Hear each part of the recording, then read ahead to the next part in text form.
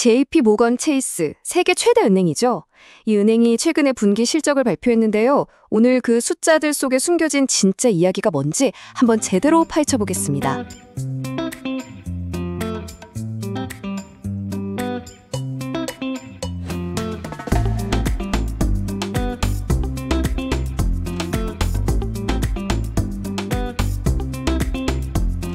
이 거대 금융제국의 성적표는 사실 세계 경제 현재를 보여주는 거울이기도 하거든요. 자, 그럼 바로 시작해 볼까요? 자, 일단 이 숫자부터 보시죠. 144억 달러. 이게 우리 돈으로 하면 거의 20조 원에 달하는 어마어마한 금액입니다. 정말 입이 떡 벌어지죠? 네, 이 144억 달러가 바로 JP 모건 체이스가 지난 3분기, 그러니까 딱 90일 만에 벌어들인 순이익입니다. 그냥 매출도 아니고 순이익이요. 엄청나죠, 정말. 아니, 그런데 이 어마어마한 돈은 대체 어디서 나오는 걸까요? 궁금하시죠? 지금부터 JP 모건이라는 거대한 엔진, 그 속을 한번 같이 들여다보겠습니다. 자, 모든 이야기의 시작은 바로 수익, 즉 매출에서부터 시작해야겠죠. 이번 분기에 총 471억 달러를 벌었는데 이 돈이 어디서 왔나 보니까 크게 두 갈래로 나눌 수 있습니다. 그게 바로 순이자이익하고 비이자 수익인데요. 순이자이익은 아주 간단합니다. 그냥 돈 빌려주고 이자 받는 거. 그러니까 은행의 가장 기본적이면서도 핵심적인 사업에서 나오는 돈이죠. 반면에 비이자 수익은 뭐 투자은행 업무라던가 자산관리처럼 전문적인 서비스를 해주고 받는 수수료라고 생각하시면 돼요.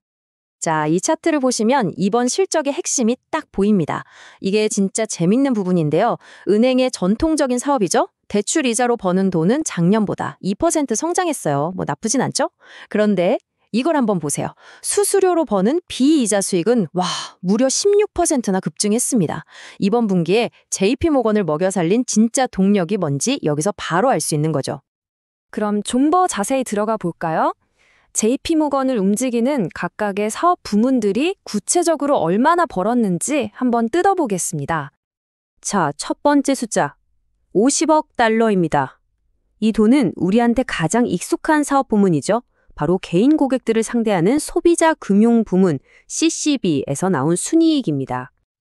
세부적으로 보면 체크카드나 신용카드 사용액이 작년보다 9%나 늘었어요. 아직 소비가 살아있다는 뜻이죠. 그리고 고객들이 맡긴 투자 자산도 15%나 불어났고요.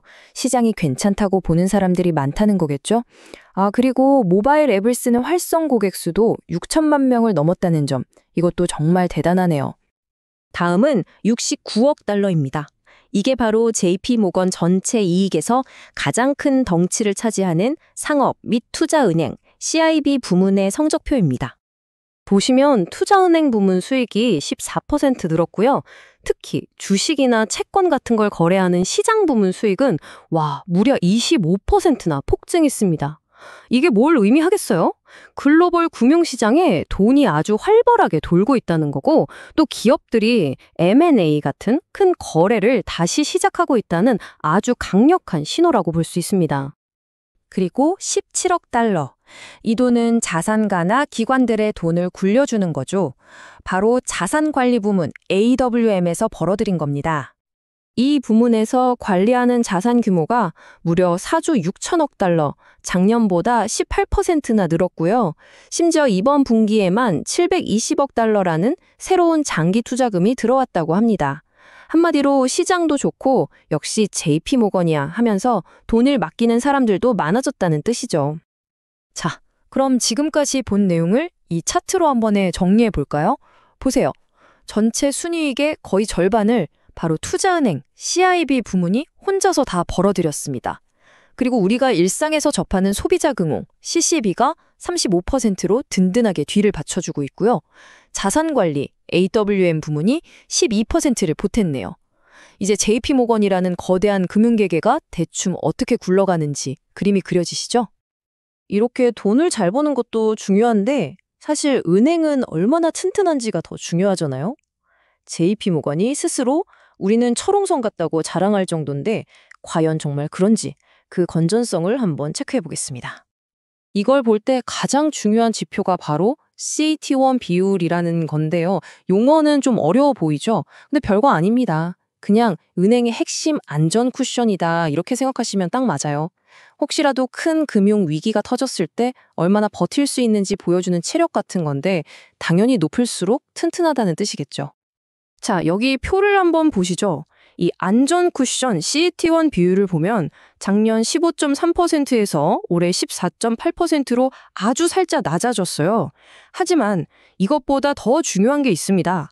바로 아래에 있는 총자산과 평균 예금인데요. 이건 오히려 늘었죠. 그러니까 쿠션 두께는 살짝 줄였지만 은행 전체의 덩치나 기초 체력은 오히려 더 강해졌다고 해석할 수 있는 겁니다. 네, 지금까지는 JP모건의 아주 화려한 현재 모습을 살펴봤는데요. 그럼 미래는 어떨까요? 이 실적 보고서에는 사실 미래를 엿볼 수 있는 몇 가지 중요한 신호들도 숨어 있습니다. 그걸 한번 찾아보죠. 일단 긍정적인 신호부터 볼게요. JP모건은 올해 전체 순이자 이익이 무려 958억 달러 정도 될 거라고 아주 낙관적인 전망을 내놨습니다. 하지만 말이죠, 이 화려한 성적표, 바로 뒷면에는 조금 걱정스러운 이야기도 함께 적혀 있습니다. 그게 뭐냐면 돈을 빌려간 사람들이 점점 힘들어하고 있다는 그런 신호들이 보이기 시작했다는 겁니다. 자, 이 숫자 34억 달러. 이게 뭐냐면 JP모건이 신용비용이라는 항목으로 따로 떼어놓은 돈입니다. 이게 아주 쉽게 말해서 뭐냐면요. 아무래도 앞으로 돈 떼일 일이 좀 생길 것 같은데? 하면서 미리 쌓아두는 비상금 같은 거라고 보시면 됩니다. 그리고 여기서 우리가 진짜 주목해야 할 숫자가 바로 이 순상각액입니다. 이건 앞으로 떼일 것 같아요 라는 예상이 아니에요. 이건 그냥 실제로 떼인 돈입니다. 확정된 손실이죠. 그런데 이 금액이 작년 21억 달러에서 올해 26억 달러로 5억 달러 넘게 늘어났습니다. 이게 단순히 은행이 돈을 좀 잃었다 이런 차원의 문제가 아닙니다. 우리 주변의 수많은 가게나 기업들, 평범한 가게들이 빚을 갚지 못하고 있다는 가장 직접적이고 현실적인 증거거든요.